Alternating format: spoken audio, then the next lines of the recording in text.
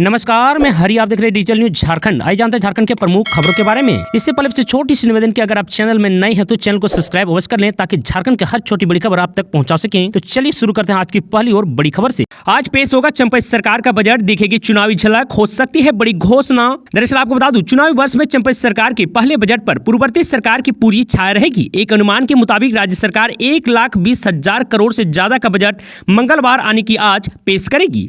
लोकसभा चुनाव सिर पर है। इसी वर्ष के अंत तक राज्य में विधानसभा के चुनाव होंगे। ऐसे में सरकार का पूरा फोकस लोगों को आकर्षित करने पर होगा। एक मायने में देखा जाए तो यह चुनावी बजट होगा। इससे बड़े मतदाता समूहों पर खास नजर होगी। इसमें किसान प्रमुख है। किसानों के लिए राज्य सरकार ने कर्ज माफी योजना धरातल पर उतारी है। उनके लिए कल्याणकारी योजनाओं की घोषणा बजट का मुख्य हिस्सा होगी।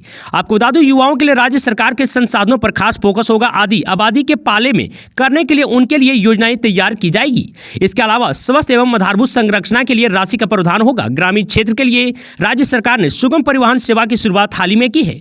इसके लिए राशि का प्रावधान के लिए आधारभूत संरचना के विकास पर ध्यान होगा। वहीं दूसरी ओर राज्य सरकार 8 लाख से ज्यादा लोगों को पक्का मकान देने के लिए अब आवास योजना आरंभ किया है। इसके तहत स्वीकृति दी जा रही है। और वहीं इस बजट में राज्य सरकार ने आदिवासी छात्रावासों में निःशुल्क भोजन छात्रों को उपलब्ध कराने की योजना बनाई थी। अब इसे और विस्तार दिया जाएगा। नए छात्रावासों के साथ साथ पुराने छात्रावासों के रखरखाव और जीर्णोद्धार पर भी फोकस होगा। भाजपा में शामिल हुई मधु कोड़ा की सांसद पत्नी, झारखंड में कांग्रेस को लगा बड़ा झटका। दरअसल आपको बता दूं, लोकसभा चुनाव से पहले कांग्रेस को बड़ा झटका लगा है। झारखंड में कांग्रेस की एकमात्र सांसद गीता कोड़ा बीजेपी में शामिल हो गई है। वहीं गीता कोड़ा राज्य के पूर्व मुख्यमंत्री मधु कोड़ा की पत्नी है। गीता कोड़ा पश्चिमी सिंहभूम जिले के चाईबासा से सांसद है। आपको बता दूं कि लोकसभा चुनाव से पहले इसे बीजेपी का मास्टर स्ट्रोक माना जा रहा है। गीता कोड़ा ने बीजेपी के कार्यकाल में बाबूलाल मरांडी के सामने पार्टी की सदस्यता ली। वहीं आपकी जानकारी के लिए बता दूं कि वह राज्य में कांग्रेस पार्टी द्वारा किए गए गठबंधन से खुश नहीं थी। बीजेपी में शामिल होने से पहले उन्होंने अपना इस्तीफा पार्टी आलाकमान को भेज दिया था। माना जा रहा है कि लोकसभा चुनाव से पहले उनके बीजेपी में शामिल होने से पार्टी को नुकसान होगा। झारखंड में जेएसएससी पेपर लीक घोटाले के खिलाफ बीजेपी नेताओं ने रांची में विरोध प्रदर्शन किया। दरअसल आपको बता दूं, झारखंड कर्मचारी चयन आयोग यानी कि जेएसएससी की तरफ से आयोजित परीक्षा के खिलाफ सोमवार को रांची में बीजेपी नेताओं ने विधानसभा के बाहर विरोध प्रदर्शन किया। बीजेपी विधायक अमित मंडल ने आरोप लगाया है कि जेएसएससी चलाने की जिम्मेदारी ऐसी कंपनी के पास है जो देश के हर जगह ब्लैक लिस्टेड है। आपको बता दूं कि प्रदर्शन में शामिल निर्दलीय विधायक सरयू राय ने कहा है कि पूरे देश में एक गिरोह काम कर रहा है जो परीक्षा से पहले पेपर लीक करा रही है। आपको बता दूं, सीबीआई को स्वयं संज्ञान लेकर इसकी जांच करनी चाहिए। झारखंड बीजेपी अध्यक्ष बाबूलाल मरांडी ने आरोप लगाया कि पेपर लीक मामला राज्य सरकार के भ्रष्टाचार का हिस्सा है। झारखंड के इन 2 जिलों में लगेगा रोजगार मेला, 2500 पदों पर होगी नियुक्ति। दरअसल आपको बता दूं, शिक्षित बेरोजगार युवाओं को स्थानीय स्तर पर रोजगार देने के लिए राज्य सरकार द्वारा समय समय पर सभी जिलों में रोजगार मेले का आयोजन किया जाता है। आपको बता दूं कि श्रम नियोजन एवं प्रशिक्षण विभाग के रिकॉर्ड के मुताबिक इस मेले के द्वारा अभी तक कुल 14,990 बेरोजगारों को रोजगार दिया गया है।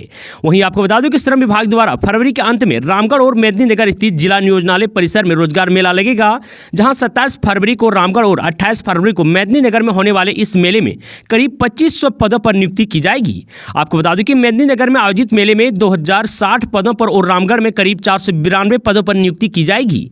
आपको बता दें कि रोजगार मेले में राज्य सरकार के साथ निजी कंपनियों की भी भागीदारी होगी ताकि योग्य बेरोजगार युवाओं को रोजगार मिल सके।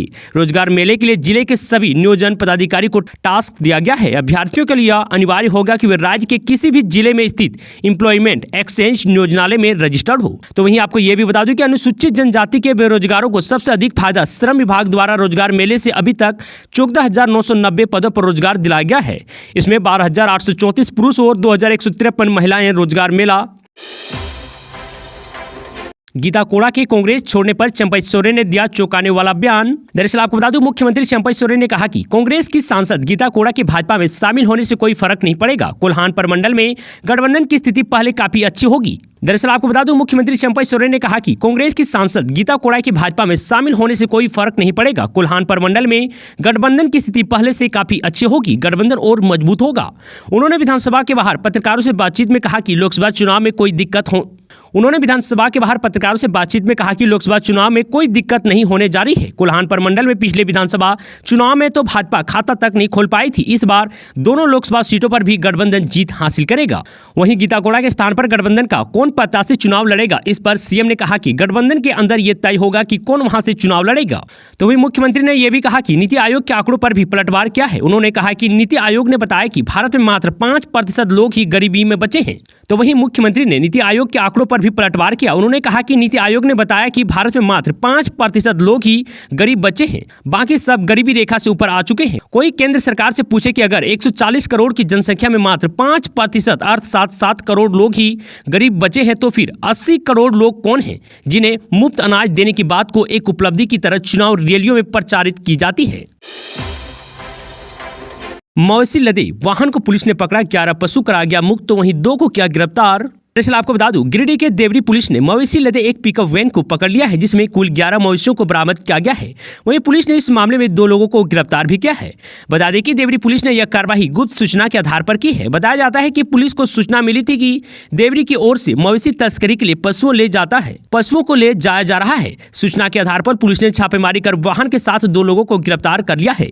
साथ ही वाहन से 9 गाय और 2 बछड़ा को मुक्त कराया गया है।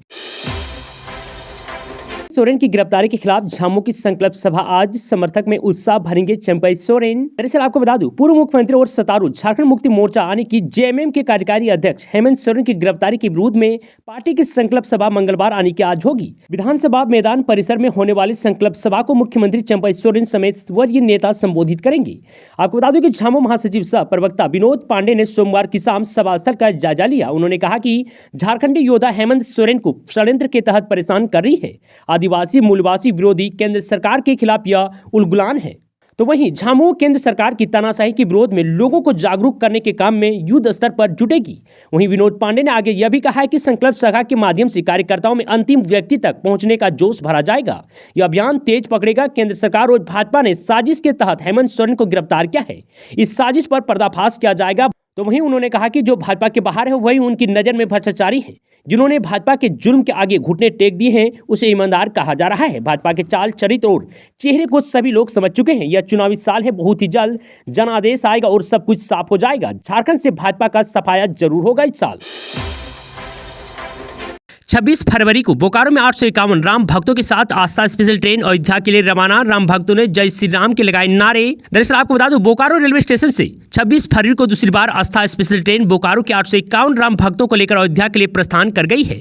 आपको बता दूं, इस आस्था स्पेशल ट्रेन में बोकारो समेत धनबाद जिले के 1400 राम भक्त अयोध्या के लिए रवाना हुए हैं, जो आज सुबह अयोध्या पहुंचेंगे। उसके बाद रामलला का दर्शन करेंगे। आपको बता दूं, राम भक्तों के अयोध्या जाने का उत्साह सभी राम भक्तों में देखा गया है। राम भक्तों का कहना था कि यह हमारे लिए काफी गर्व का विषय है, क्योंकि सनातन धर्म के लोगों को वर्षों के बाद रामलला का दर्शन भव्य मंदिर में होने जा रहा है। इस आस्था स्पेशल ट्रेन को जब बोकारो जिला अध्यक्ष ने हरी झंडी दिखाकर रवाना किया, तो इसके बाद राम भक्त जय श्री राम के नारे के साथ अयोध्या के लिए प्रस्थान कर गए। तो वहीं सभी ने एक स्वर में देश के प्रधानमंत्री नरेंद्र मोदी को धन्यवाद भी कहा।